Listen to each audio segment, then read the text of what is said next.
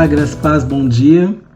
Nossa série de hoje nós vamos falar sobre a grande família de Deus. E como eu costumo dizer, se não fosse Jesus, talvez nós nunca teríamos nos conhecido, não é verdade?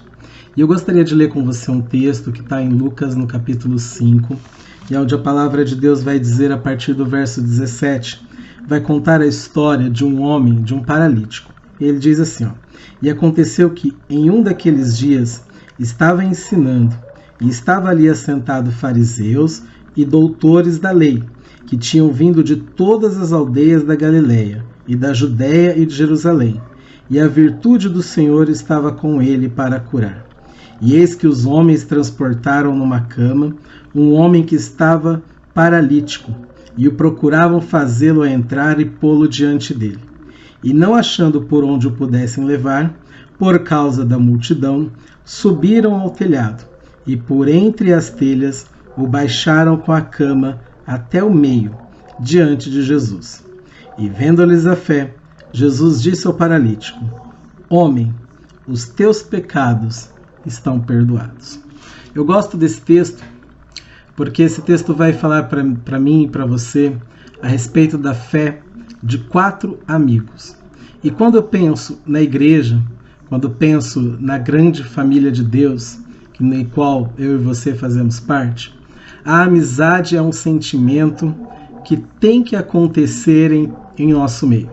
Aliás, eu gosto de dizer e de pensar que nós precisamos de uma igreja onde nós sejamos amigos e irmãos, né?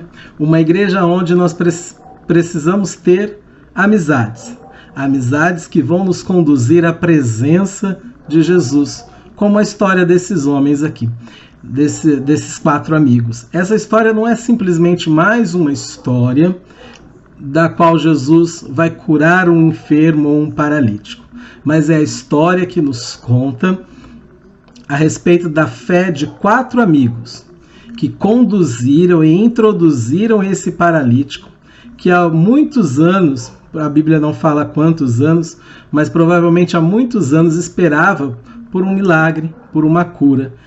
E esses amigos, aproveitando a oportunidade, fizeram um buraco no telhado e introduziram então esse paralítico à presença de Jesus. E Jesus, então, ele traz vida, cura. Primeiro ele perdoa os pecados e depois ele traz cura a esse paralítico. Mas que bênção é poder ter uma amizade que faz de tudo para que a gente esteja na presença de Deus. E para que eu possa ter amigos assim, eu preciso ser um amigo assim. Mas a palavra de Deus diz também que, além da amizade, nós somos irmãos. Nós somos irmãos em Cristo Jesus. E talvez aqui seja uma novidade para você, e aquilo que eu vou dizer. Mas o propósito de Deus, ao criar o homem, né, a respeito do homem, o propósito de Deus para a humanidade, para o homem, não é a salvação, né? Deus não criou o homem para que ele pudesse salvá-lo, né? Porque se eu concordar com essa afirmação, também vou ter que concordar com a afirmação de que Deus criou o homem, colocou ele no jardim do Éden para que ele pudesse pecar, melhor dizendo, e então ele colocasse o seu plano de salvação em prática.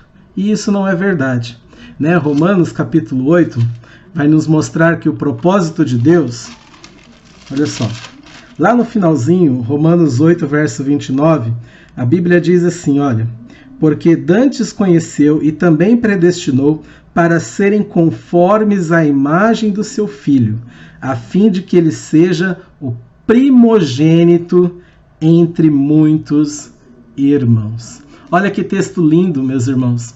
Ao saber que a palavra de Deus diz o seguinte, que o propósito de Deus, ao criar o homem, o propósito de Deus para a humanidade, o propósito de Deus para mim, o propósito de Deus para você, é que nós sejamos a imagem de Jesus Cristo, o seu Filho. Toda a ação de Deus em nós, todo o trabalhar do Espírito Santo de Deus em nossa vida é para que essa vida que nós recebemos em Cristo, ela seja gerada dentro de nós.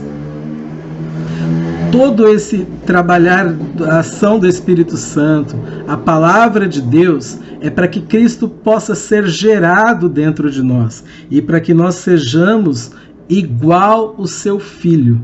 O propósito de Deus é que nós sejamos igual a Cristo Jesus, né? E por isso ele nos salvou, né? No meio desse percurso, desse propósito, o homem pecou e nós então precisávamos de um Salvador, e Deus deu o seu Filho, o seu único Filho. E você lembra do texto de de João 3, verso 16? A Bíblia diz assim: porque Deus amou o mundo de tal maneira que deu o seu Filho unigênito para que todo aquele que nele crê não pereça, mas tenha a vida eterna. E olha que interessante, João 3,16 diz assim que Deus deu o seu Filho unigênito, né? Deus deu o seu único Filho, né? Para que pudéssemos ter a vida eterna. Mas quando Paulo vai escrever o livro de Romanos, a Bíblia diz o seguinte, que Paulo chama Jesus agora de primogênito. Ou seja, Jesus veio ao mundo como o único filho, mas ele subiu ao céu como o primeiro filho. E por quê? Porque nós fomos inseridos na grande família de Deus. Nós fomos inseridos na grande família de Deus. Jesus é o nosso irmão mais velho. Ele é o primogênito entre muitos irmãos. É isso mesmo. Jesus, ao ser levantado naquela cruz, atraiu para si povos de todas as raças, tribos e nações. E ele subiu ao céu como o primogênito entre muitos irmãos. Ele nos fez membros de uma só família. Amém? Ele nos fez membros da família de Deus, para que juntos, como amigos e irmãos, nós possamos edificar uns aos outros e possamos buscar ser a imagem e a semelhança de Jesus Cristo, o qual é o propósito eterno de Deus para as nossas vidas. E é muito bom estarmos juntos, até porque gosto de pensar que estarmos juntos, e nós estamos juntos, que a unidade que existe entre nós é como um imã, né? Um imã, ele atrai um outro imã porque existe uma força dentro dele, né? E dentro de nós existe uma força que nos atrai. Então nós podemos dizer que nós somos alguém atraídos uns pelos outros, porque dentro de nós existe o amor de Cristo. Amém? Somos membros da grande família de Deus.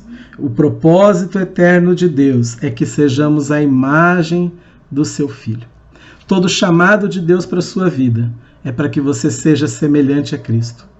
Se Cristo está nos chamando para sermos, sim, discípulos dele, mas ele também nos chama de amigos quando passamos a obedecer aquilo que ele nos ensina.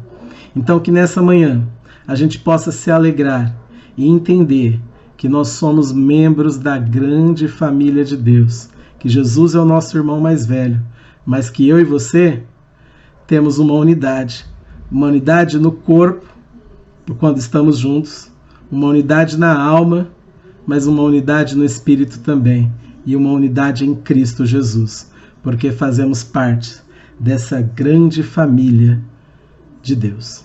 Que Deus possa nos abençoar nessa manhã e que você possa ligar para uma pessoa, né, um membro da grande família de Deus, e talvez dizer isso para ela: olha, é muito bom fazer parte da família de Deus com você. E eu quero dizer isso para você nessa manhã. É muito bom fazer parte da família de Deus com você. Muito obrigado e que Deus possa nos abençoar. Em nome de Jesus. Amém.